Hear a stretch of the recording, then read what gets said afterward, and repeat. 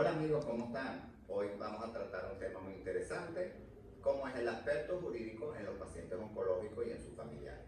Para ello tengo un invitado muy especial, por supuesto, un abogado muy reconocido en la ciudad, y lo voy a dejar para que él personalmente se presente y vean quién es. Bueno, José, muy agradecido con tu invitación. Me encanta este tipo de programas, te felicito.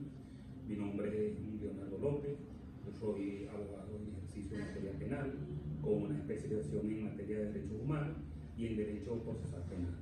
Tengo 23 años de graduado y tengo alguna experiencia pues, en materia de asesoramiento a organizaciones en materia de salud.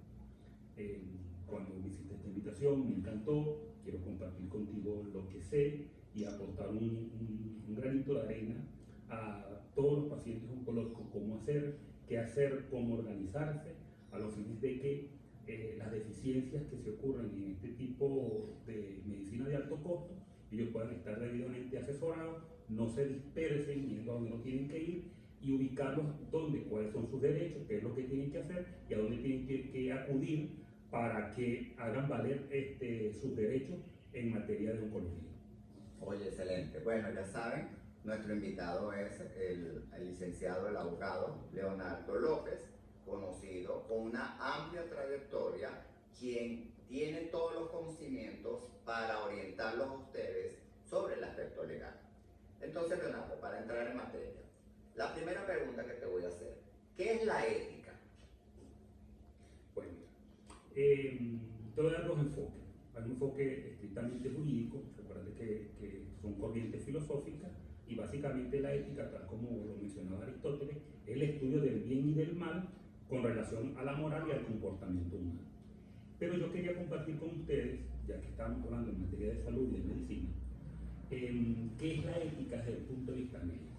Y me voy a tomar la tarea de leerte literalmente lo que dijo Hipócrates, filósofo, a respecto a la ética. Y él decía que es el objetivo de disminuir la violencia de la enfermedad y evitar el sufrimiento de los enfermos, absteniéndose de tocar a aquellos en quienes el mal es más fuerte y están situados más allá en los recursos del arte.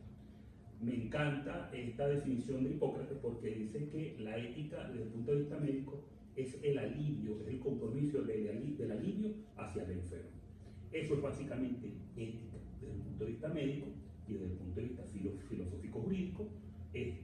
Ya lo definí, pero entiendo pues que este programa es un programa de salud y quería hacer referencia literalmente a lo que señalaba Hipócrates. Excelente. Fíjense que me da una definición muy clara y precisa y concisa sobre la ética. Claro, el término de ética se aplica en cualquier ámbito y en cualquier profesión, pero como estamos tratando, como lo dijo Leonardo, un programa de salud, la ética médica, la ética del profesional sanitario, porque no solo para el médico, la ética, la enfermera, el farmacéutico, bioanalista, el camarero, todos tienen que tener una ética como trabajador sanitario que es. Ok, chévere. Vamos entonces por la siguiente pregunta. ¿Se debe ocultar información a un paciente oncológico? ¿Eso es legal? ¿Es válido? ¿Y por qué? Bueno, tú sabes que sobre este tema se han escrito muchas cosas. En los países europeos, inclusive vámonos a los europeos, vámonos a Estados Unidos, en los Estados Unidos no es legal, inclusive debe decirse al paciente cuál es su condición médica. En los países europeos hay una amplísima discusión acerca de si se le debe decir o no al paciente cuál es su condición médica. En Venezuela es un poco ambivalente. En Venezuela lo que lo han escrito en ese sentido, han dicho que debe obedecer a algunos factores. Hablan de el grado cultural de la persona, hablan de su situación demográfica, hablan de su edad, hablan de su cultura, y en función de eso el médico debe ponderar acerca de decir o no al paciente cuál es su condición médica. En lo particular, la experiencia que he tenido con estas organizaciones, le preguntaba a nefrólogos, porque asesorando a una organización de pacientes renales, si cuál era la condición del médico de señalar inmediatamente al paciente renal su condición. Ellos muchas oportunidades que conversamos al respecto, me dijo, claro, pero acuérdate que el gran problema con el paciente oncológico es que el impacto, es decir, que sufre la persona, es decir, que tiene cáncer, inmediatamente lo asocia a cosa mala. Inmediatamente psicológicamente cree que si piensa la desfiguración de su físico por los efectos secundarios de la quimioterapia. Entonces es muy complejo en ese sentido. En lo particular, creo que autores españoles en este sentido han señalado que lo prudente es que el médico pondere algunas variables, como las que señalé: cultura, edad, situación demográfica, grado cultural, y el médico pondere y informe al paciente cuál es la condición médica de esa persona. Yo me atrevo a pensar que tú eres de la idea de decirle la verdad, por alguna experiencia que tenemos desde el punto de vista, algún familiar que viste mío, y yo en lo particular te dije que no se lo dijera, y tú habilidosamente más bien me siento que tú de alguna manera me dijiste, deja que eso lo maneje. Entonces, y después lo entendí, y creo que lo manejaste muy sabiamente, cuando tú ponderaste cosas allí, y más bien tú me dijiste, no te preocupes, que ya él sabe lo que tiene. Entonces, cuando me hiciste esta pregunta, me traspolaste allá, y sentí que tenías eso como suficientemente claro, pues, y cuando estudié ese aspecto de esta pregunta y vi bibliografía española, vi lo que se hacía en los Estados Unidos y lo que se estaba haciendo en Venezuela, porque generaba una gran dificultad de la información al paciente y a los familiares, bueno, creo que está al paradigma de lo que hacer cuando un paciente debe informarse de si sí o si no, cuál es su situación. En lo particular, creo, con esto termino, para información del público, es que sí debería hacerse. Yo estuve viendo unas estadísticas. En Venezuela, desafortunadamente, no se lleva. Vi unas estadísticas españolas y vi unas estadísticas en los Estados Unidos. Pero ellos tienen una legislación que obliga al médico a informarle al paciente qué tiene. Entonces miden las estadísticas y vieron los resultados. En España hay algo más o menos similar, pero en Venezuela hay una opacidad en la información de muchas cosas, no solamente de esta. Entonces es difícil ponderar. Creo que es un reto, a lo mejor de la medicina moderna, más adelante, tocar el aspecto psicológico de familiares y pacientes con información médica de los pacientes y luego empezar a legislar en ese sentido. Pero creo que lo que están haciendo los médicos oncólogos en este momento, y creo que más o menos se unieron en ese sentido y empezaron a valorar estas cosas, creo que es lo correcto. Dejar en el médico ponderar con las variables y adicionales, porque lo que estamos hablando son variables españolas y norteamericanas, pero con las variables venezolanas, ponderar y dejar en el médico hablar del paciente y a sus familiares de la condición del paciente, porque es que de alguna manera el familiar tiene que enfrentarse con su realidad para enfrentar. Bueno, disculpa que te faltó una cosa que para mí fue fundamental. Y decía la doctrina española, decía algo muy importante: la actitud del paciente, y eso lo puede medir solamente el médico. Al informar, la actitud del paciente al ser informado es fundamental para hablarle con la más absoluta claridad de cuál es su condición médica, tanto a él como a los familiares. Fíjate que comentaste varias cosas importantes. Uno como médico es indispensable y se necesita ver al paciente. Y se cae muchas veces en el error, y lo estamos viviendo ahorita con esto de la pandemia, que quieren que a través de las redes sociales se vea paciente y se pase una consulta online. Yo no estoy en contra de las consultas online, pero hay condiciones, y en la oncología es una de las especialidades que no se puede hacer una consulta online. Y si se hace, no queda muy claro todo. ¿Por qué no queda muy claro? Porque no es lo mismo que yo presencialmente vea al paciente, y cuando uno lo dice presencialmente, porque yo, por ejemplo, el doctor José Gregorio, desde que el paciente entra al consultorio, yo lo observo cómo entra, cuál es su postura de caminar, si está erecto, si está encorvado, si está con la mirada baja, si me mira a los ojos, si saluda con entusiasmo, si saluda calladito, si no habla, porque muchas veces ves que quien maneja todo el interrogatorio es el familiar y el paciente no habla, no dice, no responde. Entonces, una vez que entra, yo me observo toda esa actitud, inclusive cómo se me sienta, qué posición pone los pies, las manos, todo. Y eso me está dando ya el análisis de que este paciente ya viene con un cuadro de depresión encima, que lo que trae es un bolso de problemas, de preocupación. Entonces, eso te va a hacer que tú tengas la manera de explicarle si sabe, y saber y conocer si sabe o no la enfermedad. ¿Por qué? Porque muchas veces los médicos cometen el error que no le dicen nada al paciente. Y yo soy de la política o de la tendencia que el paciente tiene el derecho de conocer. ¿Por qué? Porque yo me pongo y me reflejo en ese espejo. Que yo pase a ser de médico a paciente. Y que sea yo, que tengo una enfermedad como esta, Dios me cuide, como es el cáncer, y que no tenga tanto de nada, que no me digan nada, sin tener el conocimiento, no quitar, que no tenga el conocimiento de medicina. Y que a mí entonces me llevan a una sala de operación, me saquen un órgano, me quiten tantos centímetros de colon, o soy una mujer y me quiten un seno, y todavía a mí no me han dicho por qué me están quitando eso. Y muchas veces se lo dicen, pero el paciente, como está en la etapa de la negación, que se pone la coraza y no quiere aceptar su realidad, entonces se hace que no sabe. Y fue lo que ocurrió con tu familiar, que yo te dije, déjame ver hasta dónde tiene la información, porque los pacientes por lo general el 90 y pico% lo saben.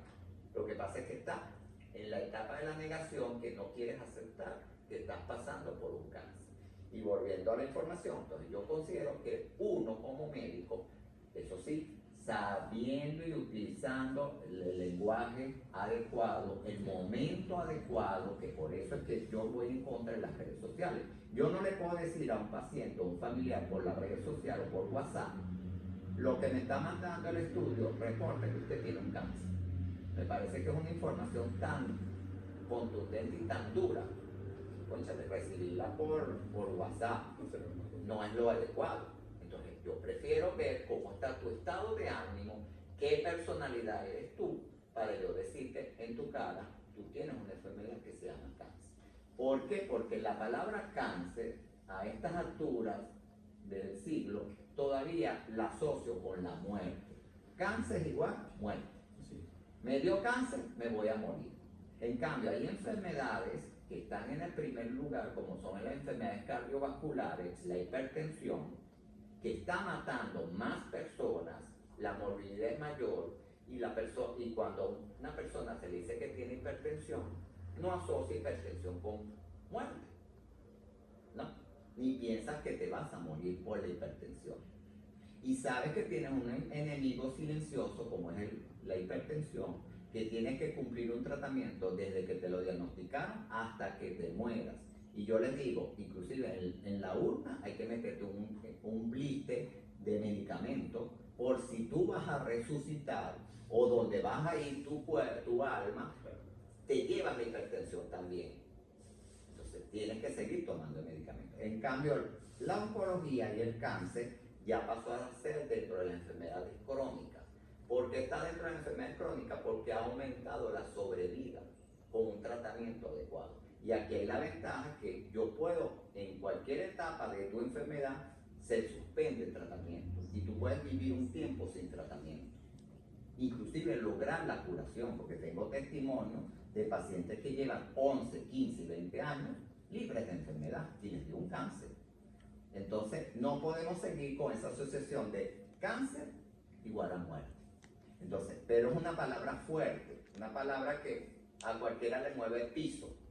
y le va a cambiar su entorno y su vida social y su vida personal y profesional. Pero considero que debe haber la información, debe existir esa información. Que cómo se va a dar la información es otra cosa.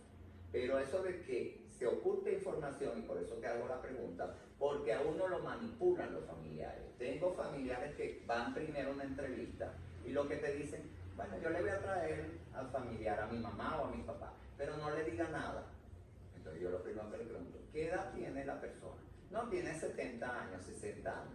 ¿Cómo está desde el punto de vista cognitivo? Interacciona, razona, piensa, ¿qué nivel cultural tiene?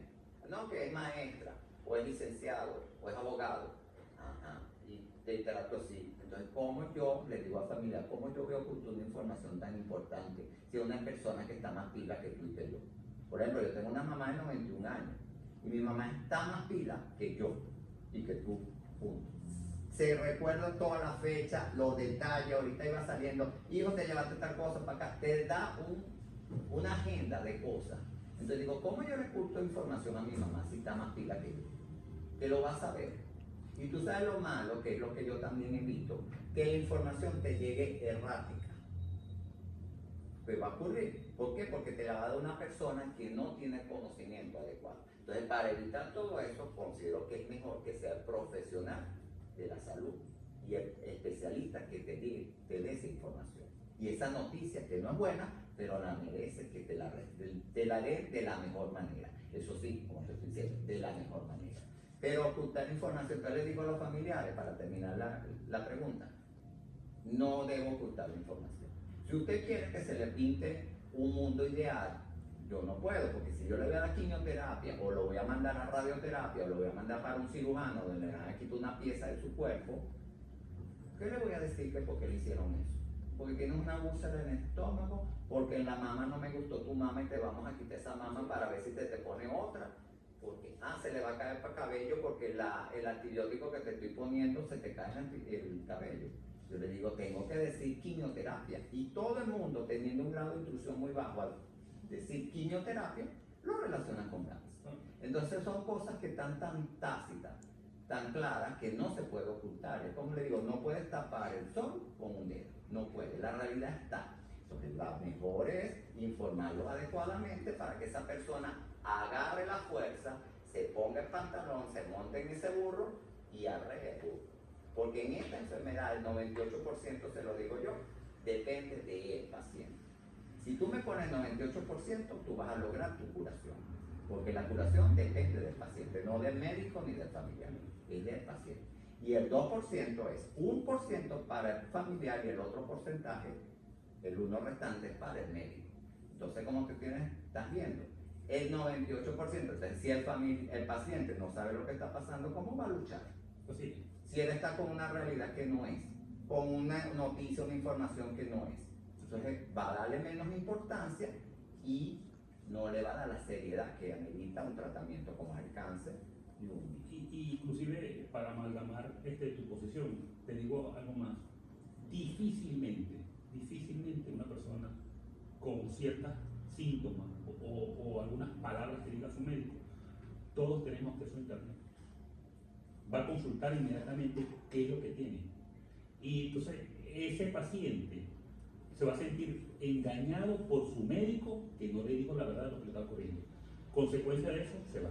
Su médico no lo engaña. Es correcto, el médico, eso se perdió, porque yo considero que la relación médico-paciente es como una relación de pareja, de amigos, donde debe haber la honestidad por delante.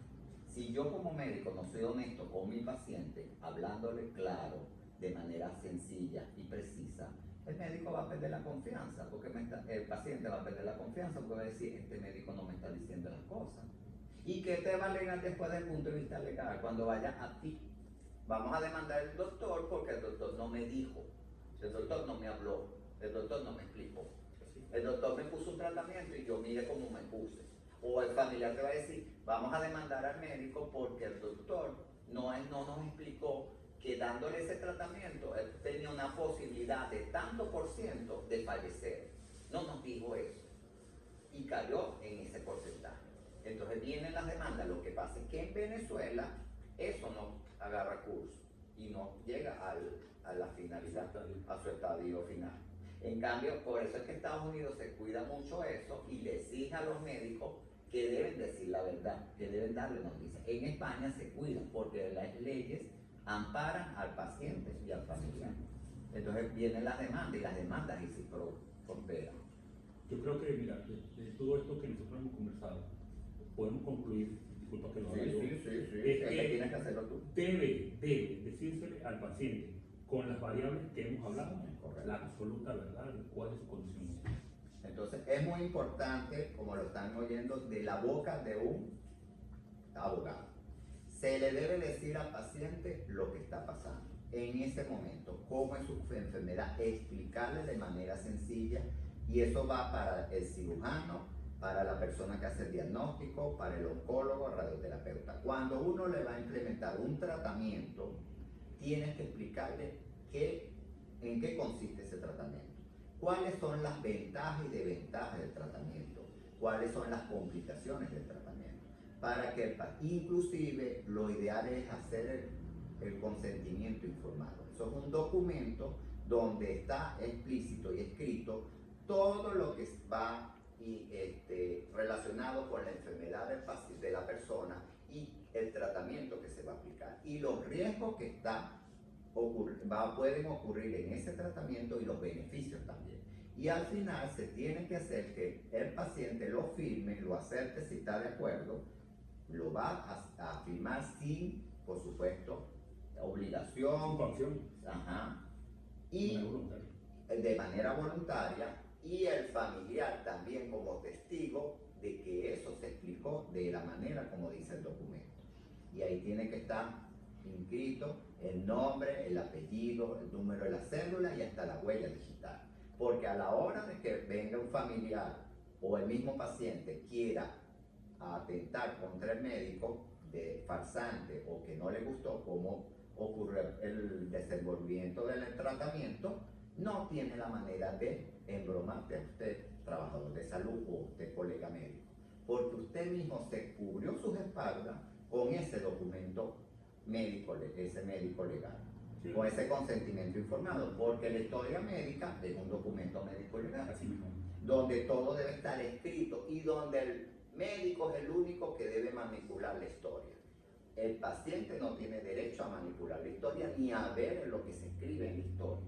Yo quiero recordarle a tu público, bueno, los pacientes sanitarios, que lo primero que pide el fiscal del Ministerio Público y el juez es la historia médica, porque es el único documento médico legal que resume, primero, la identificación del médico, segundo, evidentemente, su especialidad, tercero, el tratamiento que aplicó, porque el juez no es médico y el fiscal no es médico, y él lo primero que va a hacer es, con la historia clínica o la historia, el documento médico legal, va a compararlo y se buscan expertos médicos que digan si, entre otras cosas, si la enfermedad que tenía el paciente se corresponde con o bien si es cirugía, con la cirugía aplicada y la medicina aplicada. Correcto. Y eso es lo que va a determinar si hubo una buena praxis médica o una mala praxis médica. Correcto. Entonces, ese documento médico legal deben tener mucho celo en que sea el médico quien lo maneje. Y bueno, la exigencia siempre, evidentemente, siempre que él debe sellar con su matrícula y firmar con el sello húmedo, con toda la identificación del médico, lo que él está aplicando allí. Y eso es una garantía, si llegara a pasar algo, de que si llegara a haber una judicialización de esa persona por alguna circunstancia, salga ileso de alguna demanda. Hay experiencia de eso. La magistrada del Tribunal Supremo de Justicia, que se hizo una cirugía plástica, el médico estuvo preso.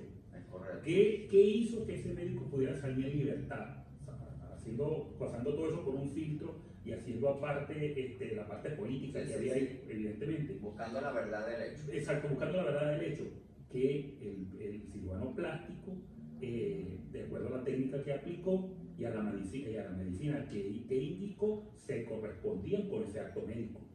Eso fue lo que le digo, lo que salvó al colega. Salvó a ese médico. Muchos jueces decían, sí, muchos jueces, yo hice el seguimiento de ese caso porque esta área de la medicina ahorita se está explorando y ahora se ensañaron contra médicos en busca de, a veces unos con razón y otros sin razón, sobre todo ya en está esa beneficio económico, sobre todo en la área de la estética, ¿no? Entonces, ¿qué salvó a ese médico? Y por seguimiento que hice, es que el juez dijo, si el experto que se contrató para eso, un médico cirujano plástico, experto con años de servicio, hay unas variables que se ubican para buscar un experto, indicó que la técnica usada y la medicina aplicada era lo correcto, aquí estoy en presencia de una buena praxis médica.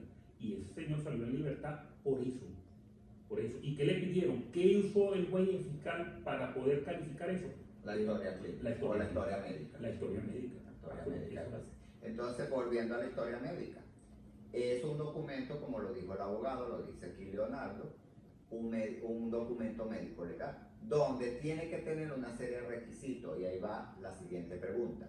Esta historia médica, ¿qué requisitos desde el punto de vista legal debe llevar? Porque ya tú me lo dijiste, solamente debe ser escrita por la persona indicada para ejercer esa función. Sí. Y para ejercer esa especialidad en particular y para realizar ese procedimiento en ese momento. Sí. ¿Qué requisitos debe tener? Una historia clínica, recuerda que lo primero que debe tener un médico es, yo creo que en las escuelas de medicina se veía antes, medicina medicina legal, sí, medicina legal. Ok. Está dentro bueno, no sé si ahora, penso, ¿no? Bueno, no sé el nuevo penso de la carrera, pero yo cuando hice medicina, lo veía es una materia obligatoria, medicina legal y medicina forense. ¿Por qué? Porque fíjate, tú a veces te consigues en presencia del médico que la enfermera de su más alta confianza le está llenando la historia médica al paciente. Gran error. O la secretaria. O la secretaria, que como tiene 10 años trabajando con él, ella más o menos aprendió cierta terminología médica y empieza a llenar la historia clínica. Cuando se ve en un vaporón, sale corriendo ese médico a firmar errores, porque a veces ni siquiera él ha visto que se ha colocado. Ese es otro error. Entonces, dos cosas.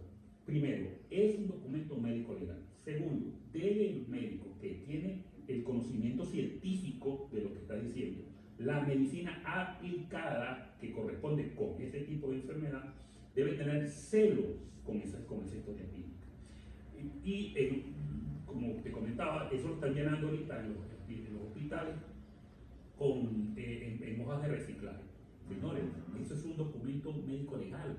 Eso debe llevar, eso yo sé que es imposible, debería hacerse inclusive hasta en computadora, pero bueno, me imagino que la dinámica de los procesos en los organismos públicos no lo permite por el exceso de personas y se llena a mano, está muy bien, pero que sea el médico y que él se está garantizando, porque tú llegas a un paciente hoy, tú no sabes dónde termina, entonces tú estás garantizando de que lo que le estás aplicando o la cirugía que aplicaste se corresponde con el acto médico, con la técnica apropiada para ese tipo de acto médico que estés haciendo. No, y que dijiste algo importante, la historia no la maneja un solo médico, y en los hospitales públicos ocurre.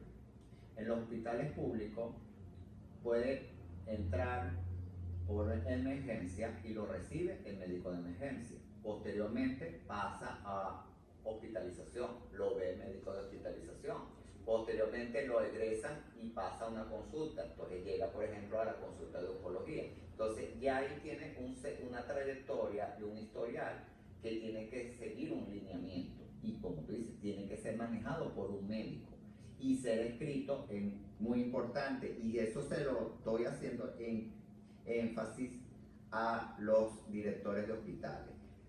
Deben tener hojas blancas, no hojas de reciclado. Porque yo trabajo en hospital público y nosotros en la institución donde yo estoy laborando no hay hojas blancas. Pretenden que uno escriba en las historias médicas con hojas de reciclada. Y como dice el abogado, no se debe hacer. ¿Por qué? Porque es un documento médico legal donde por detrás no puede estar impreso un presupuesto, por ejemplo, del taller tal o de la modista tal. No puede ir esa información en una historia médica. Entonces, señores de directores de hospitales, y de seguros sociales.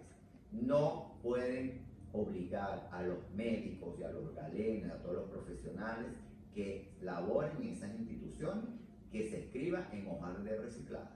Tienen que ustedes facilitar ese material. Si no lo hay, tienen que ver la manera. Si no, de ahora en adelante, y como yo lo estoy haciendo en mi consulta, los pacientes y familiares deben colaborar con esa papelería, en vista de que la institución y el gobierno no la facilitan. Entonces, como el gobierno no la facilita, ni el ente, entonces, ¿quién lo tiene que dar? El familiar o el paciente. Porque el médico no puede comprar una resma de papel, porque lamentablemente, para no caer en lo que ya todo el mundo conoce, no se ganan los sueldos acordes para que uno sea el que aporte eso. Entonces, para concluir, entonces la historia clínica debe ser escrita por la persona que tenga la especialidad o el título de médico. Eso es otra cosa importante, y ahí va la próxima pregunta. ¿Puede cualquier persona o puede cualquier médico ejercer la función de una especialidad en particular? En este caso, un ejemplo, ¿puede un médico general o un internista, sin tener un título de oncólogo, pasar una consulta de oncología o hacer toda la papelería y ver pacientes oncológicos? Y así tiro la pelota para cualquier especialidad. O puede cualquier persona que no sea médico, por ejemplo tú como abogado, ponerte, porque cualquiera se puede poner una bata blanca, eso no necesita ningún requisito. Entonces puedes tú ponerte una bata blanca, un estetoscopio, un tapabocas ahorita y ir a un hospital a pasar una consulta, sí y no, y por qué. Voy a explicarlo primero de manera muy sencilla, para que tu público lo entienda, un público más sencillo, y después nos adentramos un poco más allá. Y también lo entiendan los profesionales. Por supuesto. Que son los que caen en ese rol. Después voy a ese nivel. Mira, en todas las áreas, en todas las ciencias, todos los profesores se gradúan de manera general. Los abogados, su título dice abogado. Los médicos dicen médico cirujano, ¿no? O médico general. Médico cirujano. O médico cirujano. Sí, médico cirujano. Es el título que ellos tienen. Médico cirujano, el título, así salen. Los ingenieros dicen ingeniero civil, en el caso que sea civil. Sí, sí. Y así, en todas el farmacéutico. El psicólogo dice psicólogo. Es correcto. En todas las áreas profesionales, todos los profesionales se gradúan de manera general. Pero en todas las áreas se especializan en algo en específico. Es correcto. En algo específico. Por ejemplo, yo soy abogado, mi título dice abogado. Y mi especialización es en materia penal y en materia de derecho. ¿Sabes lo que llaman el posgrado? Eso es lo que se denomina un posgrado. Yo hice unos estudios para adentrarme en el conocimiento técnico específico en un área del derecho que eran los derechos humanos y el derecho penal. Igual ocurre con los médicos, y vamos al área de los médicos. Y es un área muy, muy peligrosa. ¿Por qué? Te explico. Y entiendo, lo que pasa es que está pasando, y esto le digo a los pacientes, deben tener mucho cuidado en la mano de quién se pone, porque también ocurrió en el área de la medicina estética.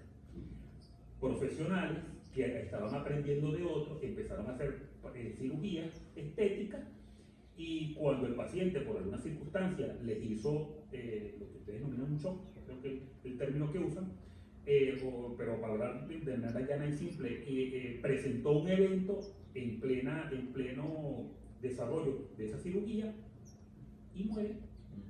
¿Y ahora? ¿Quién responde aquí?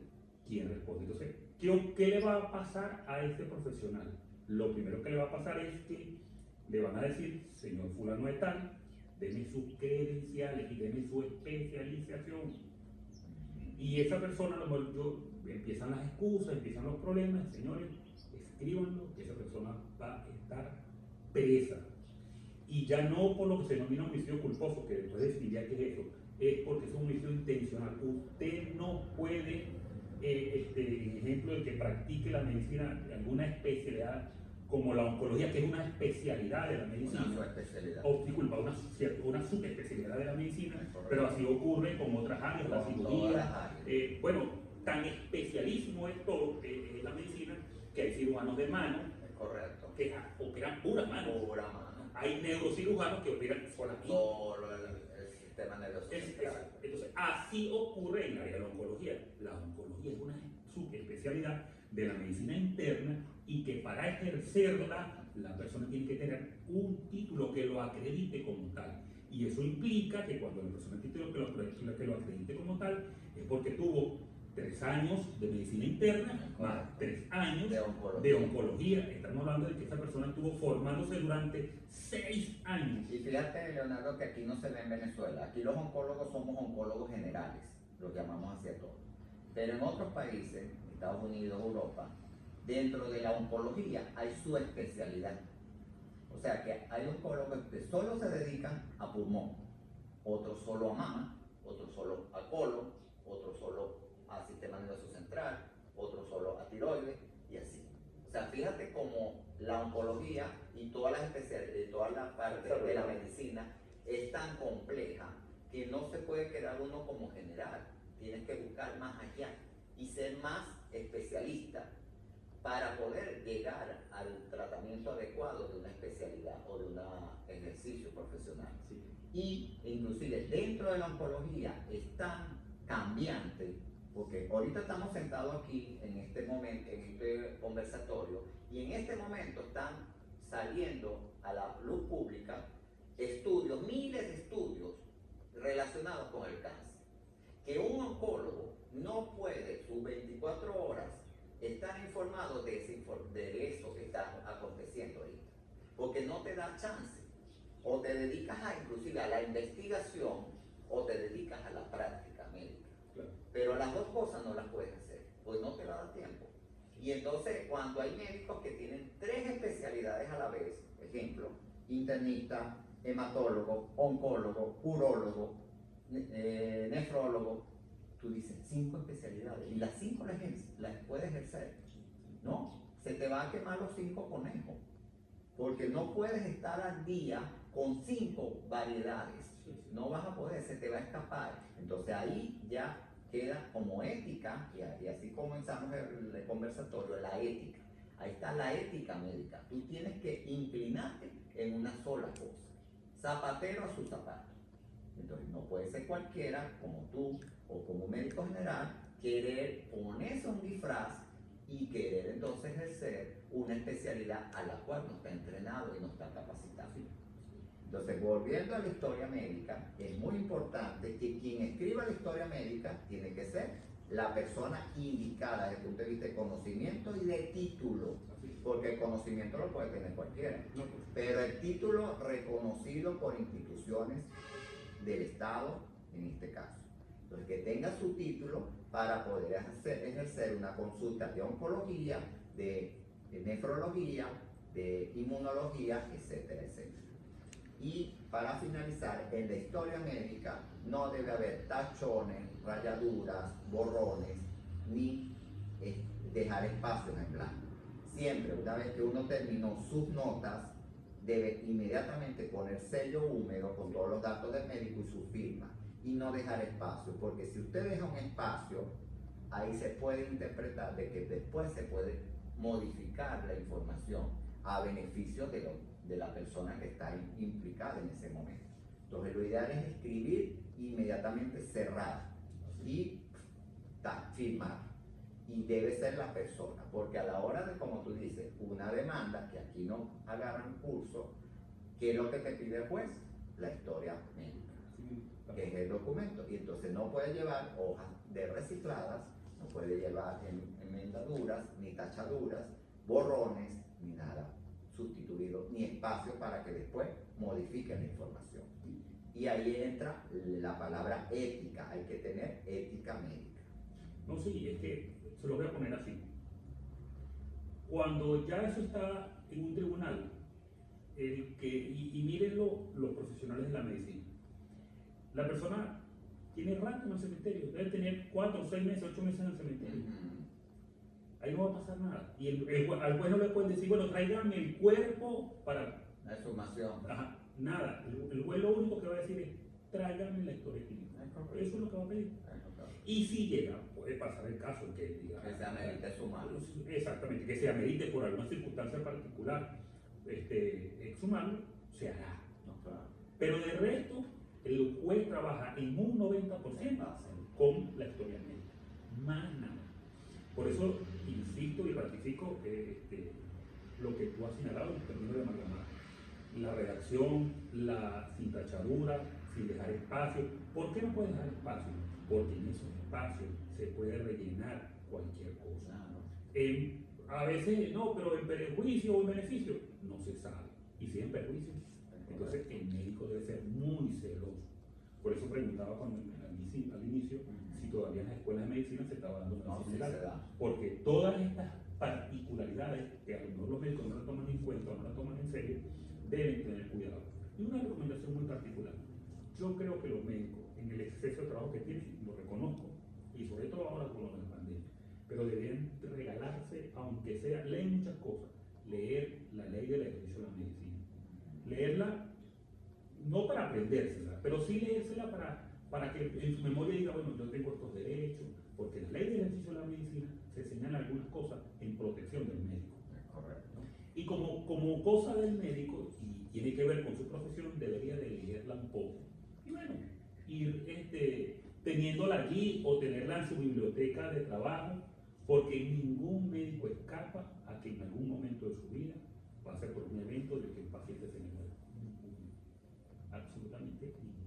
En algún momento, por alguna circunstancia, una persona va a morir y ninguno escapa de que algún familiar o los familiares mal informados pretendan acciones legales contra ese médico. Y que tampoco ninguno no se escapa de que somos seres humanos y podemos cometer errores. Pero hay que minimizar ese acto de cometer errores. Y ahí voy otra vez con el tema. ¿Quiénes pueden, estando debidamente informados, minimizar los errores? Un médico especialista. Y esto se lo digo al público general. Señores, ustedes no pueden colocarse en manos de cualquiera. Ustedes hablar con su médico. Usted es oncólogo. Doctor, usted es oncólogo. Él tendrá que decirle si lo es y si no lo es. Y muchas veces, en muchos de los consultorios, los médicos especialistas exhiben sus títulos de su especialidad. Entonces, cuando usted no lo vea como paciente general, le digo, pregunten, sobre todo en el rama de la oncología, que ustedes son pocos de alguna forma y se conocen. Correcto. Y se conocen. No pueden colocarse en manos de cualquiera. Puede ser que esa persona que la ejerza lo aprendió de alguien que a lo mejor era un sabio de la oncología, pero eso no basta. Si llega a pasar algo, lo primero en sí, y ahora voy a los profesionales de la medicina, que ejerzan alguna rama de la medicina o alguna especialidad de la medicina sin tener título. El día que pase algo, escríbalo y que los familiares lo judicialicen, cuenten con la cárcel. Porque si usted no tiene el título de especialista, usted aquí está cometiendo un homicidio intencional. Y así lo define la ley. Excelente. Está claro, preciso y conciso. Entonces ya saben. Y ustedes, pacientes y familiares, si el médico no tiene en su consultorio los títulos, usted simplemente dígale, doctor, para ver su título. El médico no puede negarse ni ofenderse. Ah, que usted no cree en mí, es que entonces váyase. No. Entonces, si un médico le sale con eso, usted se va. Porque quiere decir que ese médico no es el adecuado para su patología en particular. Entonces, no tiene la capacidad. Y aquí la oncología es una especialidad que a todo el mundo le gusta, Leonardo. Todo el mundo le gusta ese título. Entonces tú ves urólogo-oncólogo, ginecólogo-oncólogo, dermatólogo-oncólogo, todos tienen eso. Y tú vas entonces a los pensos de las universidades y no existe. Urología oncológica, ginecología oncológica, no existe. Desde el punto de vista de universidades, de posgrados. Entonces, todo el mundo quiere ahorita ponerse un curso, pero realmente esa información y ese conocimiento lo aprenden en una universidad. No. Y eso es otro tipo penal, eso se llama oferta engañosa. Oferta engañosa. Eso es otro tipo penal. Entonces, yo creo que bueno, porque aquí hay que hacerle un llamado de verdad al colegio de médicos. Mire, se está jugando con la vida de las personas. Correcto. Y yo creo que el colegio de médicos, un colegio de médicos serio, debería poner orden. Como son los colegios médicos de otra parte del mundo. Claro. actualizar las datas. Actualizar las datas, evidentemente. Entonces, mire, usted no puede poner ahí lo que no existe. Es correcto. Y tú ves entonces los recipes, doctor, fulanito tal, y tiene como 20 cosas que hace. Y dice, concha, esto es una maravilla de hombre.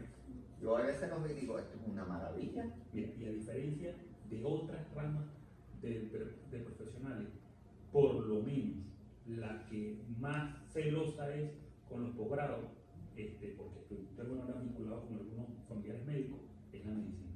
Fíjate, 6 años para ser oncólogo. Porque, y tenía razón quien enfocó eso de esa manera, estás tratando con la vida de una persona. Yo no voy a denigrar de los animales, pero no se trata de un gato, del perro que tienes ahí en el patio, no. Estamos de un ser humano. Ni de una computadora. Ni de una computadora. Que tú fallaste, bueno, me cansé, mañana la reparo. Exacto. Pero en el momento de un paciente es en el momento que tienes que actuar, porque se te va a morir.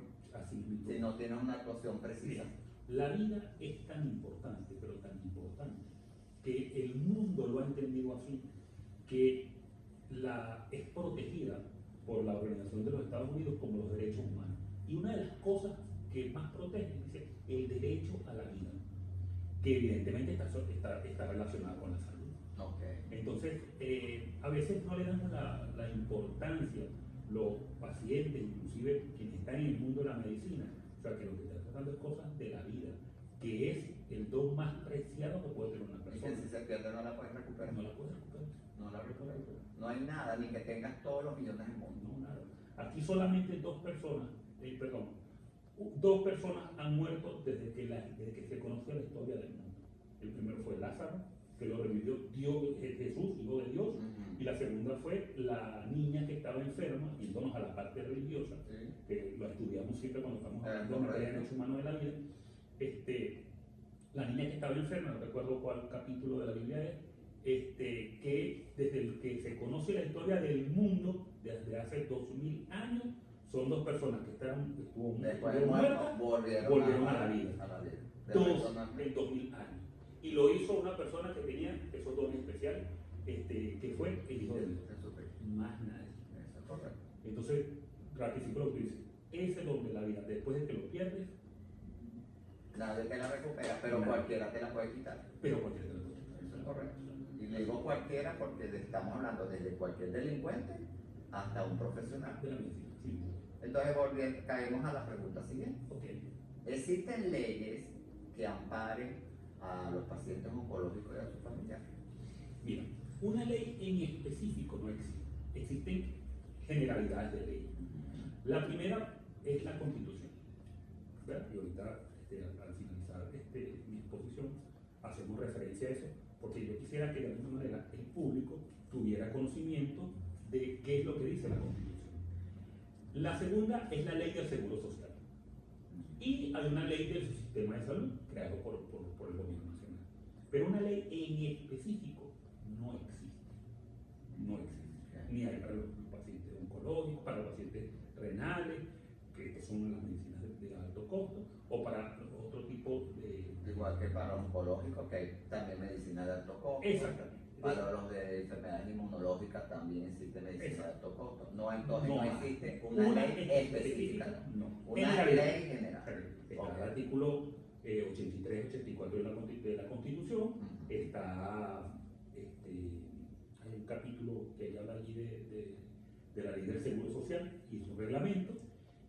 Aunque la ley como tal se dedica a hablar de la estructura, del funcionamiento, de la composición y del Hospital del Seguro Social, pero también hace por allá un capítulo recuerden que esta ley es muy vieja, y era cuando se veían en el Seguro Social solamente los trabajadores que cotizaban.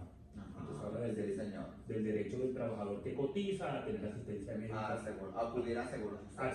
Después de un tiempo para acá, porque el Seguro Social ahora es para que cotice y no cotice. Exactamente. Y el que es como un hospital general. Pero antes había antes se atendía solamente asegurado. De hecho, para ser atendido tienes que mostrar la tarjeta de asegurado. Entonces, bueno, como esta ley es tan vieja, está rezagada por allá, generó ahí unos derechos que evidentemente ya no existen. Pero yo lo que le digo es, o mi consejo es a a los a los pacientes. pacientes oncológicos es que tienen las generalidades. El gobierno nacional no ha creado una ley de salud. Y bueno, y siento que tampoco lo va a crear. Y un paciente oncológico... Pero hablando de eso, leí en estos días que la Asamblea Nacional Constituyente está dentro de sus agendas la ley de La la ley de medicina. La Sí, ley de de la salud. ley de la medicina, sí. Pero, bueno, agenda como tal existe, pero bueno, no se concreta en una discusión abierta al país, que es lo que yo creo que debe hacerse sobre el ejercicio de la medicina de la salud. Ok. Inclusive, esto debería pasar por los colegios de médicos, Es correcto. por los O hospitales. sea, que sea participativo. Claro, porque te lo voy a poner así, como nos pasa a los abogados, fiscales y jueces, cuando se judicializa a un médico y estamos en un juicio por mala praxis médica. Y es donde yo vuelvo a resaltar, no quiero irme hacia atrás, pero la importancia de la historia clínica. Ok.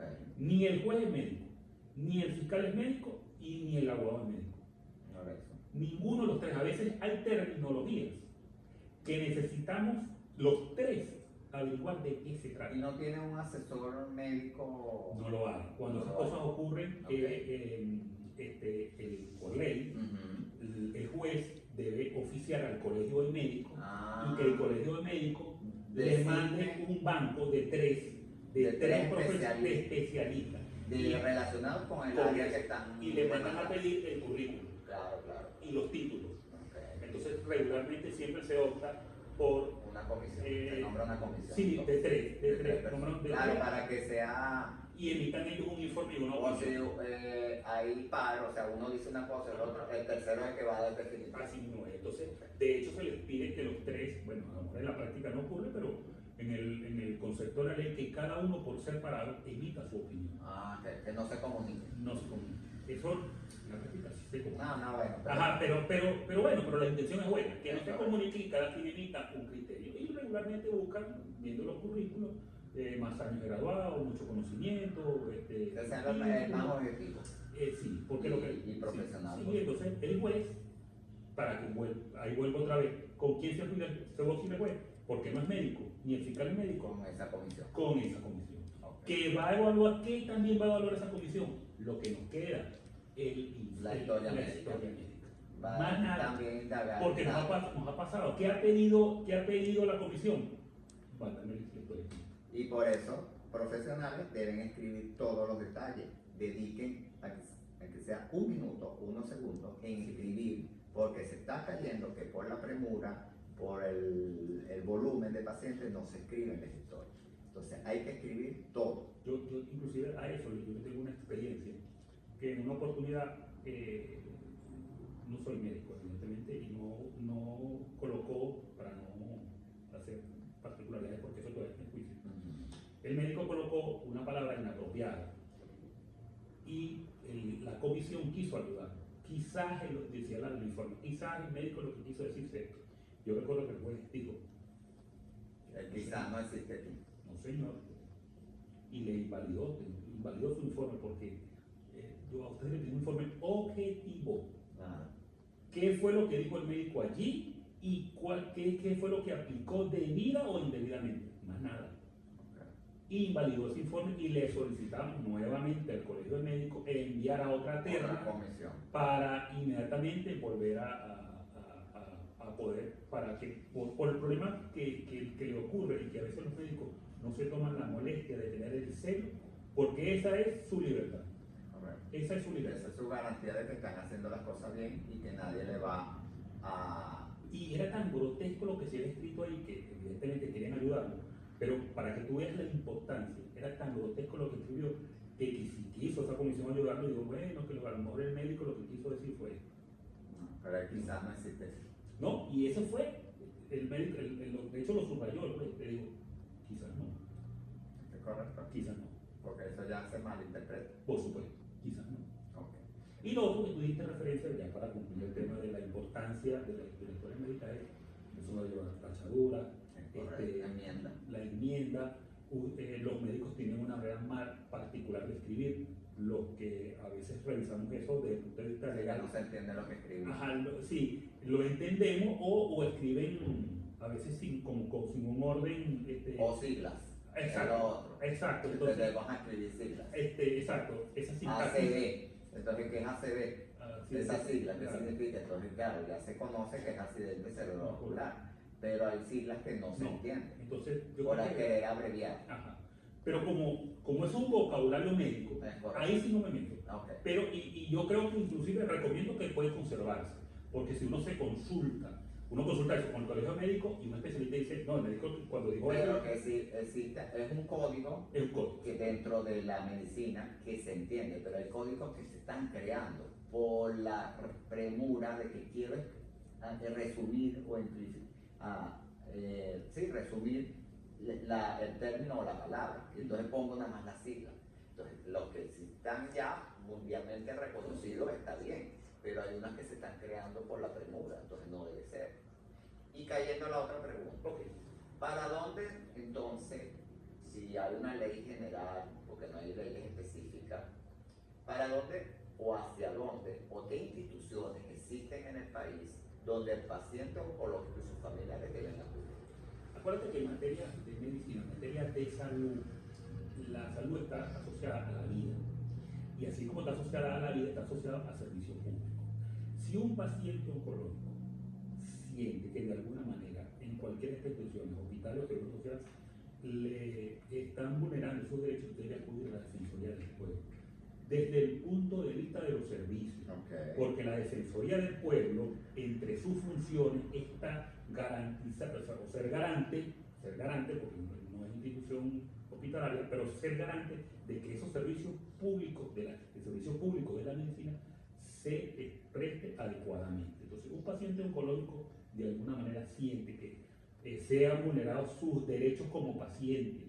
¿Cuál es su derecho como paciente? El derecho a ser atendido, a ser tratado, a que se le aplique un tratamiento médico. Si eso se está vulnerando como los derechos que él tiene, él puede acudir a la Defensoría del Pueblo y señalar, no a un médico particular, porque no le van a prestar atención, y en eso yo le digo, no lo haga como médico, hágala a la institución. Correcto, porque es que muchas veces el paciente le echa la culpa al médico y entonces quiere que uno solucione problemas institucionales y eso se nos escapa de las manos, porque nosotros estamos formados y estamos en ese momento para ejercer la función de médico.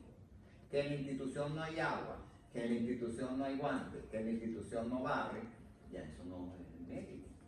Entonces, eso es importante que aclare, porque se cae en el error, ustedes pacientes y familiares, le echan toda la culpa al médico y le van a llorar es al médico, pero no van al director o a la Que es responsable. que es el responsable de la institución, porque para eso lo nombraron como director de esa institución. ¿No? Y es más, y cuando un director de una institución hospitalaria asume el cargo, sabe que ahí no lo están, eso no es una luna de miel, está comprando un dolor de cabeza, por lo menos en este momento que hay una severa crisis hospitalaria. Entonces, si yo acepto el cargo, es porque sé lo que viene aparejado de eso. Claro que no vas a agarrar algo que esté 100% operativo, tiene No. que tener fallas. Y aún tal 100% operativo vas a encontrar fallas en el transcurso de... Así mismo es. Miren, los mejores sistemas hospitalarios del mundo se han visto afectados con la pandemia. Por supuesto que que viene con una serie de problemas de hace años atrás, para no entrar en cuestiones políticas, Claro. por supuesto que hay problemas. El error, ¿por qué no reciben la denuncia en la Defensoría del Pueblo? Porque la Defensoría del Pueblo es un garante entre sus funciones es de los servicios públicos. La medicina hospitalaria es un servicio público que presta el Estado. Y deben de denunciar al servicio público del Estado. O sea, yo como paciente oncológico fui al hospital tal y el hospital no se me trató por esta, Y fui a, eso es importante, que deben acudir a la directiva de la institución. Hablé con el director fulanito de tal y el cual no me prestó el apoyo, la ayuda, no me solucionó el problema. Ahí, no, que fui a hablar con el doctor José Gregorio Rodríguez y entonces me dijo que no podía ayudar. Y pum, le pica la responsabilidad del doctor. Porque puede pasar que tú te digas, doctor, pero aquí no hay agua. Doctor, pero, ejemplo, porque en el caso de los pacientes que reciben el tratamiento oncológico Doctor, que de repente si no ha llegado la medicina, pues no se la pueden aplicar. Ajá, eso es lo otro. Te van doctor, es que el seguro no llegó la medicina que usted me pidió, ¿qué hago? Y uno le dice, bueno, si no te llegó al seguro social, tienes que coger receta, buscarla. Pero es que no la hay en X farmacia. Ajá, pero si no la hay en X farmacia, tienes que buscarla. Pero ya se escapó de mis manos. Yo prescribí eso. ¿Qué cámbiala? Hay muchas veces en la oncología no se puede cambiar un medicamento. Tiene que ser ese, porque ese es el que está indicado para tu enfermedad. Entonces, volviendo a las preguntas, ¿quién le garantiza al paciente oncológico las leyes o la ley de protección para ellos? Mira, a todos los pacientes, incluyendo los oncológicos, se lo tiene que garantizar el Estado. Se les garantiza En el Estado. el Estado. ¿Pero a través de quién? ¿A través de qué institución? Es correcto. Se hace a través de la Defensoría del Pueblo. Muy bien. Que eso existe en En todas todas partes, en todas regiones del país. En todas las regiones. Lo que pasa es que el enfoque que le han dado en los reclamos es elevado, porque la Defensoría del Pueblo, entre sus funciones, es garante del servicio público. Entonces, cuando se ha colocado la denuncia, se señala al doctor tal y cual que no me presta este servicio, tal y que sea. Y no es el doctor, porque el doctor en particular es la institución pública que está en la obligación de prestar el servicio público de la salud.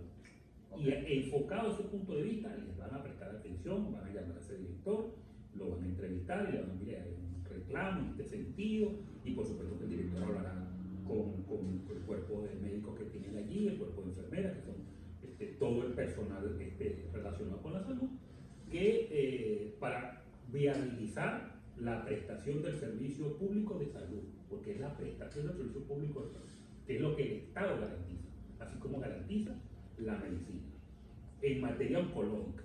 Sí, estamos Sí. hablando en particular oncológico, y ahí sí se aplica para todo. Pero aquí en el contexto de este conversatorio, y que el público que nos está siguiendo y va a ver el conversatorio es pacientes oncológicos y familiares. Ahora, para llevarlos más de la mano, porque les gusta a la gente que los lleven de la mano. ¿Dónde queda la Defensoría del Pueblo aquí en Lara? La Defensoría del Pueblo en el Estado Lara queda en la carrera 21 con calle 23, detrás de la iglesia San José, básicamente. Ahí funciona la Defensoría. Entonces, por favor, lo repite, para que ustedes sepan dónde queda la Defensoría del Pueblo. Es el sitio donde van a hacer su denuncia, y como está claro, denuncia no contra el doctor. Si es una institución pública, no es contra el doctor José Gregorio Rodríguez, porque no es garante de que la institución preste todos los servicios. Es contra la institución y la directiva de la institución en ese momento. Entonces, ¿a dónde queda para que vayan derechito para allá? De manera referencial, está detrás de la iglesia San José, la carrera 21 con calle 23. Estrictamente ahí está, de hecho, es muy famoso allí la Defensoría del Pueblo. Ok, excelente. Pero para que no es de Lara o no está ubicado en Lara, ya sabe dónde queda. Detrás de la iglesia San José. Usted pregunta dónde queda. Inclusive para los que te ven, tu público que te ve quizás a nivel nacional, deben ubicar la Defensoría del Pueblo en los estados donde se encuentran. Es correcto. Y enfocar el reclamo, muy importante eso, enfocar el reclamo desde el punto de vista del servicio público, que la Defensoría del Pueblo está en la obligación de ser garante de que el servicio público se preste. Entonces, así le van a recibir la denuncia, así se la van a procesar, y la Defensoría del Pueblo llamará al director médico, al director A la directiva de esa de esa institución. institución, a los fines de que mejore o viabilice, porque a veces son problemas graves, Complejos. muy complejos. Elefantes blancos. Exactamente, porque también hay una realidad. Yo puedo poner la denuncia que en el hospital X, tal y qué sé yo, no se presta tal y cual servicio adecuadamente. Pero entonces cuando emite un informe o van a ese hospital a hacer una inspección, se dan cuenta que, por ejemplo, las cañerías no funcionan desde hace 30 años, el sistema de O agua... sea, que hay que tumbar el hospital y volver a construir. Y volverlo a construir. Y no lo pueden hacer. Sí, porque hay realidades. A lo mejor Lara no pasa por esa realidad, pero es que hay otros estados donde da ganas de ponerse a llorar, porque tú dices, aquí no hay nada que hacer. Hay Aquí que hay que tumbar la tumbar institución y volver a y construir. volver a construir. Ok, y ese ejemplo se aplica en mi sitio donde yo trabajo. No tengo agua, no tenemos agua en la unidad de banco de sangre, y ustedes, señores, pacientes y familiares, deben hacer su denuncia a la Defensoría del Pueblo, porque es el único que le puede exigir a la directiva que solucione ese problema tan importante como es el vital. Volviendo a la otra pregunta. Ahora vamos a otra pregunta que no tiene relación con esto. Como la institución encargada de dar y distribuir las drogas de alto costo, como es la quimioterapia, se está viendo y observando que la extracción de las mismas se presta para revender esas drogas. Y se ve y se sabe. Todo el mundo lo sabe y lo conoce, pero nadie dice nada. Entonces, eso es permitido que como que en el Seguro Social, que es el que está autorizado y es el único que presta y entrega esas medicinas de alto costo, una persona, bien sea de la institución, no estamos culpando a los que trabajan ahí, sino que puede ocurrir, si se da el hecho, que un personal que trabaja ahí en una farmacia de alto costo extraiga esa medicina, o un mismo familiar que a través de sus récipes del familiar que tuvo o tiene con cáncer extraiga la medicina, puede revenderla a precios exorbitantes como está ocurriendo actualmente. Eso es legal, y si no, ¿por qué? Te lo quisiera explicarlo de esta manera. En la práctica hay sustracción, eso es una realidad. Okay.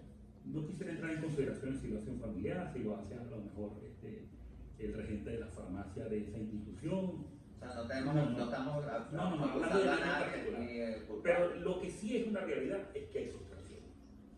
¿Quién la hace? Bueno, ya cada quien asumirá su responsabilidad. Eso constituye un delito, y un delito sumamente grave.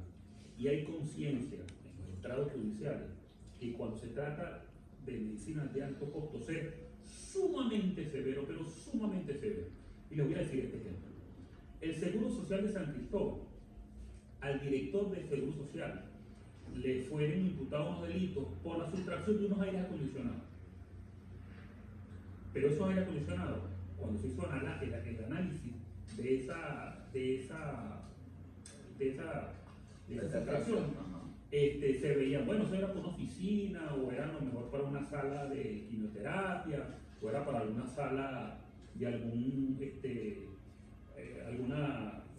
sitio en particular.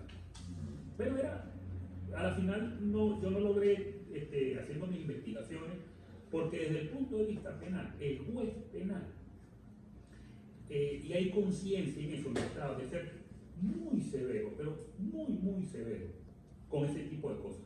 ¿Por qué? Porque hay sensibilidad. Todos, o la gran mayoría de los que me ven y de los abogados que me puedan ver y otros que más adelante nos verán, han tenido alguna vez en su vida un paciente oncológico o renal. Yo afortunadamente, bueno, o con VIH. O con VIH. Yo he tenido familiares con pacientes oncológicos, familiares con pacientes renales. Y tú no sabes la indignación que da cuando una medicina que era para aplicarla a cualquier venezolano, por alguna situación X es sustraída. O cuando el acondicionamiento del sitio donde esa persona, en el caso de la oncología, va a recibir su quimioterapia, no es el apropiado. Pues no es el apropiado. Entonces que estén sudando cuando a lo mejor sin aire acondicionado, sin agua, sin limpieza, sin aseo. Entonces, y que la persona esté allí porque la medicina de alto costo, valga la palabra, es costosa, claro, y que tú te auxilies con los órganos del Estado que prestan este servicio, y que algún fulano X se le apropió indebidamente de los aires acondicionados, haciendo referencia, yo puedo hacer referencia porque eso fue público, inclusive, fue el director del hospital, y se fue con él sumamente severo, pero sumamente severo. Entonces, aquellos que de alguna manera, familiares, o los que sea, sustrae medicina de alto costo o de cualquier tipo, de donde las tienen ubicadas y con los responsables, inclusive los responsables de ese tipo de cosas, señores, están sentados en un barril de pólvora. El día que ustedes sean concebidos cometiendo ese delito, no les auguro nada bueno. Voy ahora con nosotros. Y que el dinero mal habido, así como llegó, se te vuelve a salir a total. Voy ahora con los otros. El familiar desesperado, y es entendible, pero comete un delito, y a esto quiero hacer referencia en tu público. El familiar que, por las vías que sea, consigue a la persona que de manera indebida sustrajo esa medicina de alto costo y se la pone a él y se la vende y él la compra, quien la está comprando también se está convirtiendo en cómplice de ese delito. Entonces pudiese ser judicializado por o aprovechamiento de cosas provenientes del delito o por complicidad. Habría que analizar en cada caso desde el punto de vista penal cómo ocurrieron las circunstancias para determinar qué fue lo que ocurrió. Claro, él va a alegar que es por el desespero de que tiene un familiar con cáncer y que era la única opción de adquirir la medicina. Pero la respuesta que ya los jueces han tenido, porque nos hemos ido documentado en comisiones de jueces, pero la experiencia que he tenido con esto es que el juez le va a decir, caballero, usted tenía otras vías para hacerlo. Tenía el Estado, evidentemente, que les proporciona, como a través del Seguro Social. Sí. Aquí hay una institución que el Estado le dio licencia, que es Balan, para traer medicina, y por razones legales, hay que, no puedo mencionar, que hay una farmacia que es pedida en el país y que tiene sucursales en todas partes del país, que tiene farmacia en Miami, y a través de allí pueden traer medicina. Entonces, no crean ustedes que van a sensibilizar a un juez al decirle, yo lo hice porque yo tenía esta medicina y tales circunstancias y tal y qué sé yo. La respuesta que van a tener es que usted tenía vías. Lo otro es Colombia, con Colombia, si quedó autorizado en Cúcuta. Exactamente. Es correcto, para que lo sepan todos los pacientes y familiares, a través del informe médico que uno le da, la ficha de quimioterapia y los récipes, cuando la institución de Seguro Social no le entrega la medicina, ustedes deben exigir sus récipes originales, que se los devuelvan. Eso para evitar también lo que estamos conversando, la extracción de medicamentos de manera ilegal. Y segundo, con eso tienen el derecho de ir hasta Cúcuta, cuando se podía, cuando abran la frontera, y existen farmacias en Cúcuta y en Colombia, en Bogotá, Medellín, donde están autorizadas por el gobierno de Colombia, que venden medicinas de alto costo, reconocidas de laboratorios extranjeros, transnacionales, donde usted está comprando un producto con certeza de que no es falsificado, de que la caja no va a venir vacía, de que la capsulita no va a venir sin el polvo del medicamento en particular. Están comprando algo serio, que es reconocido y que va a servir para aplicárselo a sus familiares. Y ustedes con eso pueden trasladarlo y ningún oficial, ni guardia, ni nada le va a impedir el ingreso de esos productos si usted tiene su respaldo de su informe, su ficha y su orden médica. Con eso usted lo traslada, reuniendo todas las condiciones de traslado, por supuesto, porque hay productos que necesitan la cadena de frío. Necesitan refrigeración y no se puede pasar por esa cadena de frío porque se pierde el producto y la eficacia del mismo. Entonces es muy importante que lo sepan. No caigan en eso por el desespero, como le dice el abogado.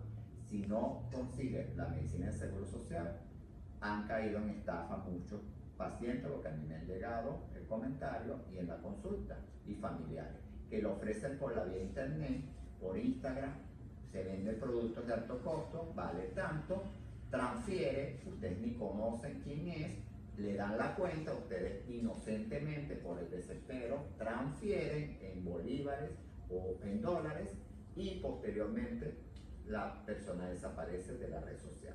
Inclusive se está viendo mucho eso, porque se ofrece, inclusive lo hackean las cuentas de otros, porque me ha pasado con colegas que le hackean su cuenta y dicen que ese colega está ofreciendo divisas, está ofreciendo venta de un producto y tiene que el colega después aclarar o la persona que no es esa cuenta la de él.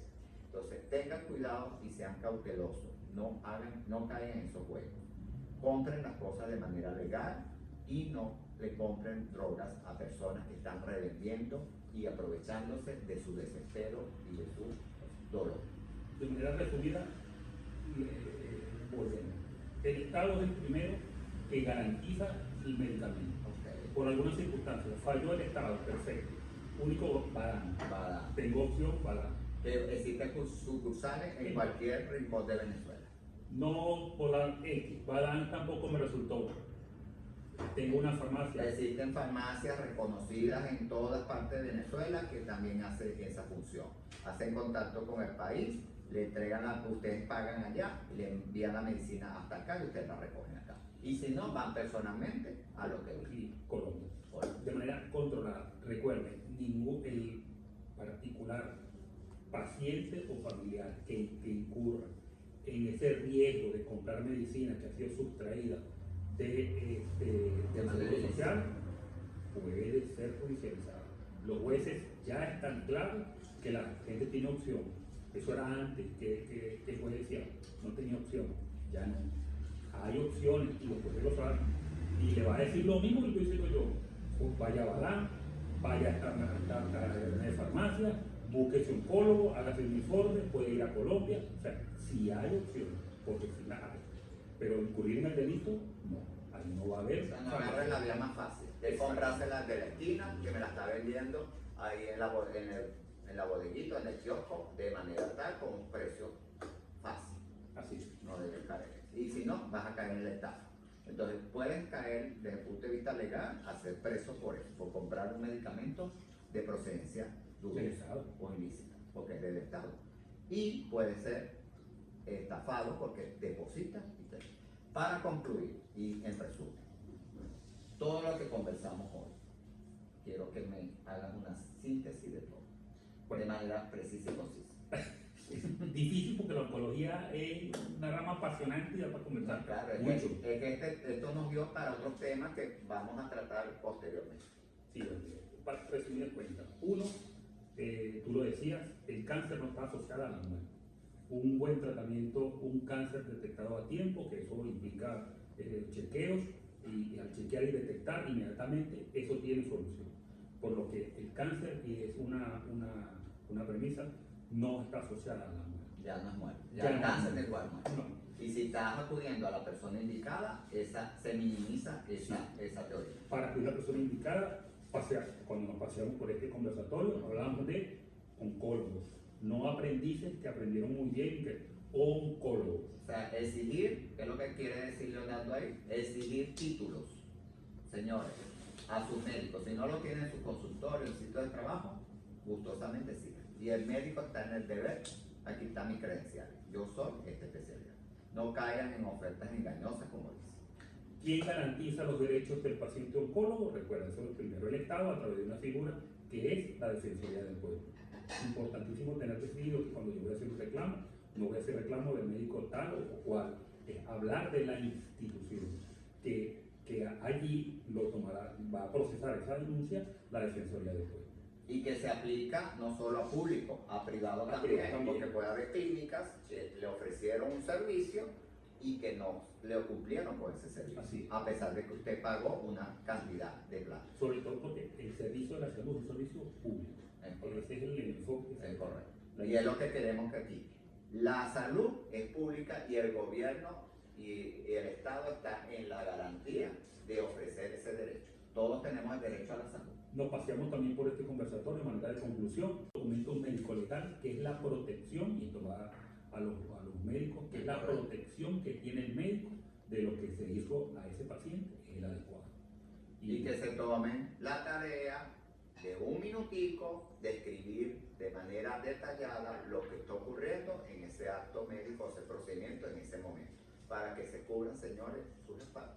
Usted no sabe si la liebre le salta por ahí y viene una demanda y Leonardo entonces le tiene que decir, mire colega, usted no escribió, usted va suspendido y tiene que entregar su título. No lleguen a eso. Sí, inclusive rápidamente, el médico, le estoy diciendo, hicimos referencia al principio, del médico que hizo la operación estética del magistrado del Tribunal Supremo de Justicia. Las medidas que son medidas que se toman precautelativas, es la prohibición del ejercicio. Ya lo recuperó, por cierto, pero como medida es la prohibición del ejercicio. Te vas a perder tiempo en todos estos problemas legales. Me costó mucho dinero. Y dinero, tiempo y dinero. Tuvo que contratar. Y prestigio, porque después queda en duda su prestigio. Él tuvo que contratar un buen escritorio jurídico porque ahí se metió la parte política también. Y eso traía complejidades. Y eso vale una boloña de plata. Sí, en dólares actualmente. Sí. Igual nos paseamos por allí y nos paseamos por el hecho de la sustracción de medicina con respecto a el riesgo que toma un paciente al comprar esta medicina que son sustraídas de la farmacia del Seguro Entonces le hace Social. que le entre.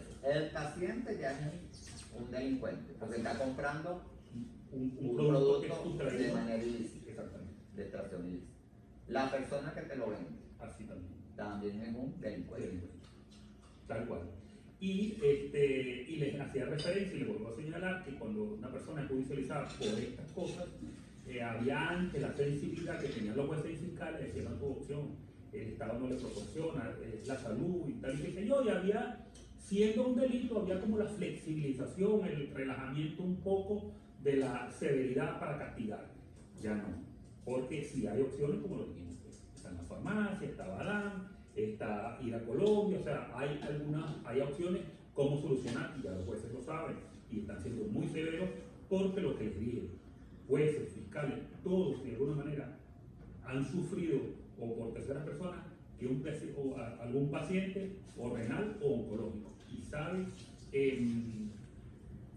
el camino que tiene que caminar un paciente. No agarrar los caminos verdes. Y no agarrar el camino, tal cual. Ajá, tú tenías unos artículos que me vas a Sí, recitar. yo quería compartir con el público un poco acerca de lo que señala el artículo 83-84 de la Constitución con respecto a las garantías de la salud. Y ya lo voy a leer, pero mi recomendación final para este conversatorio es que la experiencia a mí me ha dicho que los pacientes oncológicos deberían hacer como los pacientes renales, organizarse en alguna asociación, porque no es lo mismo ir a reclamar a donde vayan a reclamar, a la Defensoría del Pueblo, con el director del hospital, o en el caso de que sea Caracas, con el ministro de Salud, con el que ustedes se vayan a reunir para hacer un reclamo. No es lo mismo que vaya una persona, a que vayan un conjunto de personas, de Como una 4 o 5, sociedad. representando una sociedad que detrás de él hay 100 personas. Señores, la experiencia particular, lo digo, yo fui abogado de esta asociación renal, funcionaba. Y Y funciona. Porque ellos enseguida salen, protestan cuando no tienen agua, no tienen equipo, y enseguida le responde el Estado. Claro, porque ellos cuando son operados, los renales, cuando son operados, son las otras partes del riñón, se quedan tomando de por vida un tratamiento, no recuerdo ahorita el nombre, que se lo tienen que garantizar, porque ese también lo trae exclusivamente el Seguro Social. Igual los de VIH. Exactamente. Están agrupados y organizados cuando les falta una medicina de retrovirales. Y el Estado responde. Vean esos ejemplos. ¿Por qué a ellos les resulta? Porque entendieron que organizándose en asociación pudieron hacer más efectivos sus reclamos. Porque no es un grupo de 3 representando 100 personas que están detrás. Y desafortunadamente el Estado así es que siente la presión. Entonces mi recomendación final, señores, pacientes oncológicos, organícense y nombren una directiva que mantenga el feedback. Y se van a dar cuenta que cuando se organizan, las mismas farmacias, Badán, Seguro Social, la directora del Seguro Social, fulano de tal, representante de la acción de los pacientes oncológicos, infórmale que la medicina llega a tal cosa. Y ahorita con el sistema de WhatsApp, una organización de este tipo inmediatamente le informa a todos sus asociados. Llegó. Entonces, no tiene que ese paciente 100 personas deambulando por todo Barquisimeto buscando tal y cual medicina. En cambio, teniendo la asociación, empiezan ustedes a efectuar convenios de información por el Badán, y porque por lo menos, lo repito, los pacientes renales tenían, creo que el director de Badán, una especie de vínculo de información con el Seguro Social, con la directora del Seguro Social. Tenían su teléfono, mire, nos preocupa tal cosa, los asociados tal está pasando tal cosa. O sea, había un acercamiento con las personas que están al frente de las instituciones, de las particularidades que estaban ocurriendo con los asociados. Y eso sensibiliza. En cambio, usted va solito a pedir una audiencia a la dirección, no se lo va a dar. Porque, no te recibe. Claro, porque la dinámica del trabajo, a lo mejor, de esa persona no le permite atender 100 pacientes renales. Entonces, recomendación final, a organizarse como una asociación con los fines de que se puedan establecer convenios de información, convenios como estos, que tengan información a dónde acudir, cómo acudir, quiénes son los médicos oncólogos del Estado, dónde funcionan, dónde trabajan, quiénes son públicos, quiénes para que no son privados. caigan en el error de acudir a cualquier persona que se nombra oncólogo. Todas estas cosas que estamos conversando es mi sensibilidad para ustedes, para que vean lo importante de estar organizados. Y si en esa organización de repente hay oncólogos que asesoren, mejor por ustedes, mejor. Y lo otro que también pueden esas organizaciones recoger fondos para prestar ayuda a los más necesitados. Así, porque miren, pasaba con los pacientes renales. Yo recuerdo que uno porque tuvo una crisis fatal con una pastilla que no recuerdo que se toman, y había el riesgo de que los pacientes operados que formaban parte de inclusive los que recibieron trasplante, los de trasplante renal, exacto, que iban a perder el trasplante si no necesitaban el protector. Exactamente. Y yo recuerdo que se reunió, yo estaba allí, nos reunimos con la directora del Seguro Social, la directora consiguió hablar con el gobernador del estado de ese momento, el gobernador del estado llamó al ministro, a la ministra de la salud, o ministro, no recuerdo quién era, y es un problema que se resolvió en 3 días. Es correcto. Pero hay presión. Claro, había presión, pero organizada. Y se está exigiendo el derecho como debe ser. Exactamente, porque la idea no es cerrar una calle, que no caucho, hay otra forma de reclamar mucha más efectiva. Entonces, es mi recomendación final. No quiero terminar sin leerle, me traje la Constitución de la República Bolivariana de Venezuela y leerles 3 artículos muy puntuales de la Constitución referidos a los derechos sociales, y en los derechos sociales está el servicio de salud pública. Fíjense, el artículo 83 dice, el Estado debe responder en materia de salud. Dice, artículo 83, cito textualmente, la salud es un derecho social fundamental, obligación del Estado, que lo garantizará como parte del derecho a la vida. El Estado promoverá y desarrollará políticas orientadas a elevar la calidad de vida, el bienestar colectivo y el acceso a los servicios. Toda persona tiene derecho a la protección de la salud, así como el deber de participar activamente en su promoción y defensa, y el deber de cumplir las medidas sanitarias y de saneamiento que establezca la ley, de conformidad con los tratados y convenios internacionales suscritos y ratificados por la República. Ese es el artículo 83. Artículo 84. El derecho a la salud. Para garantizar el derecho a la salud, el Estado creará, ejercerá la rectoría y gestionará un sistema público nacional de salud de carácter intersectorial, descentralizado y participativo, integrado por el sistema de seguridad social, regido por los principios de gratuidad, universalidad, integridad, equidad, integración social y solidaridad. El sistema público de salud dará prioridad a la promoción de la salud y a la prevención de las enfermedades, garantizando tratamiento oportuno y rehabilitación de calidad. Después dice, los bienes y servicios públicos de salud son propiedad del Estado y no podrán ser privatizados. La comunidad organizada, aquí viene lo que les estoy diciendo, tiene derecho y el deber de participar en la toma de decisiones sobre la planificación, ejecución y control de las políticas específicas en las instituciones públicas de salud. Lo que la Constitución llama la sociedad organizada en materia de salud. Y no hay otra fórmula que es a través de asociaciones. Los enfermos renales y los enfermos de VIH han tenido, con todos los problemas que implica estar integrados, porque hay opiniones diversas de cómo hacer una cosa, cómo hacer la otra, pero a ellos les ha resultado. Les falta a los pacientes oncológicos, están retrasados en organizarse en una... Es que no sé si voy a pecar en ignorancia, pero yo creo que no existe una asociación de pacientes oncológicos. Yo no la conozco. En Lara no hay.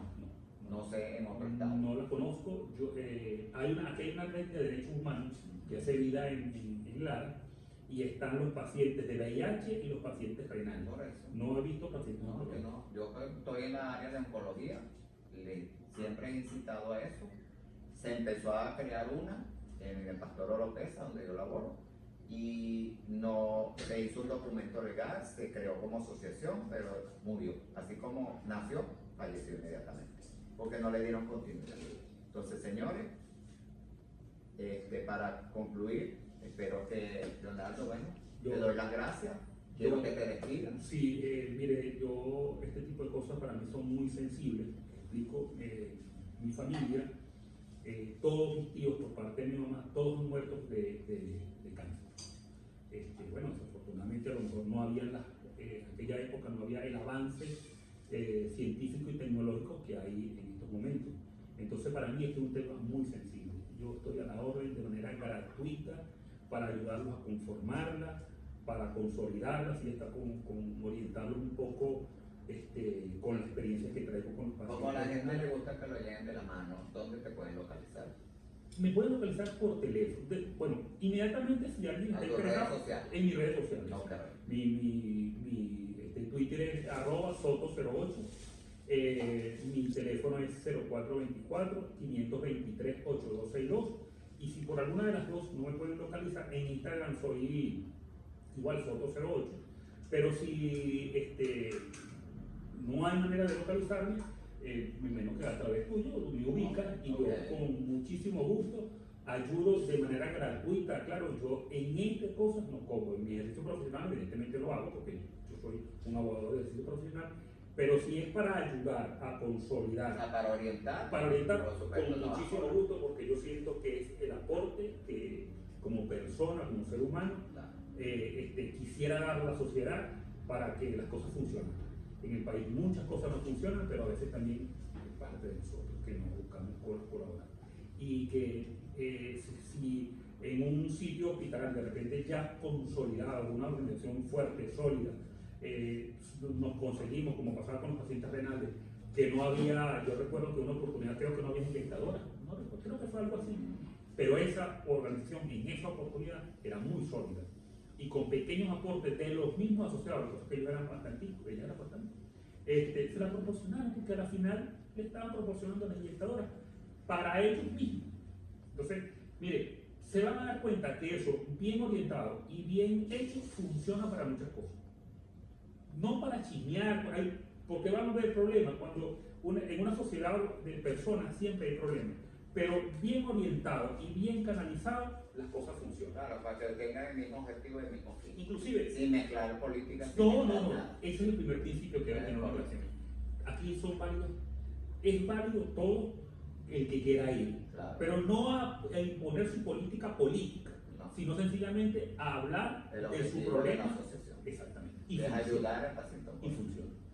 Y funciona. Y verán ustedes que lo que se organicen y empiezan, ya conocen al director del Seguro Social, y conozcan al de Badán, y conozcan al de la farmacia tal que trae, el de Caracas, y entonces ustedes se enlazan con otro que en Caracas o con el otro de Guárico, y empiezan a crear toda una red.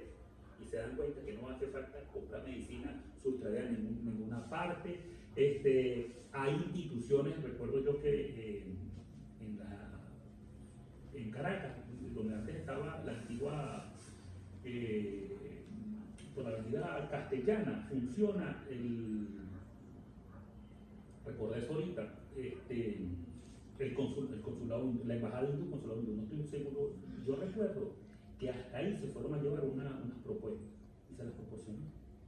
¿Crees que las embajadas también, los consulados ayudan? Ayudan, pero asociación. No en particular. Entonces, hasta eso pueden ustedes beneficiarse.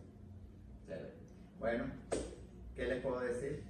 Como están viendo y como los que han hecho seguimiento, este archienemigo, esta cruzada donde estamos en contra del archienemigo como es el cáncer, tiene muchas personas que están sacando el pecho a esta cruzada. Ya vieron que no es solo el oncólogo quiere trabajar con un grupo de personas y es el ejército que está destinado a vencer el cáncer. Y dentro de ese ejército está este personaje, que es el abogado. Fíjense que solo el oncólogo no es. Hablamos con el gastroenterólogo la semana pasada, con la patóloga, con la psiquiatra, con la enfermera. Fíjense que estamos agrupando, asociando o reclutando cada día más personas. Y falta todavía mencionar más personajes que están dentro de la cruzada. Y aquí hoy pusimos en el tapete la parte jurídica. el abogado. El abogado también forma parte de esta cruzada. Tiene también su traje de armadura de caballero de acero. Le cambiamos el material porque el hierro, mucha gente me decía, el hierro se oxida. Bueno, vamos a ponerle acero para que sea más resistente al tiempo y a toda la adversidad. Entonces, sin más que hablarle, gracias por estar aquí, gracias Leonardo López por la invitación, por aceptar esta invitación, por tu tiempo y por orientar a los pacientes y a los familiares con cáncer. Y espero que ustedes, señores, esto les sirvió de orientación, de educación. El objetivo de esto es educarlos y orientarlos para que seamos cada día mejores venezolanos, para que ustedes, pacientes y familiares, sepan dónde dirigirse, hablar con propiedad y que no caigan en estafas, engaños y fraudes. Sin más que, espero que este programa o este conversatorio fue interesante o más interesante que los anteriores. Y si no es así, comuníquense por el Instagram Oncología José Gregorio o por el canal de YouTube Oncología José Gregorio. Le hacen sus comentarios, sus sugerencias y sus preguntas y gustosamente nosotros les vamos a responder. Y si quieren que vuelva a invitar a Leonardo López a un conversatorio, díganme el tema, porque hay mucha tela que cortar en esta cruzada y gustosamente hacemos otro conversatorio importante e interesante. Sin más, bendiciones para todos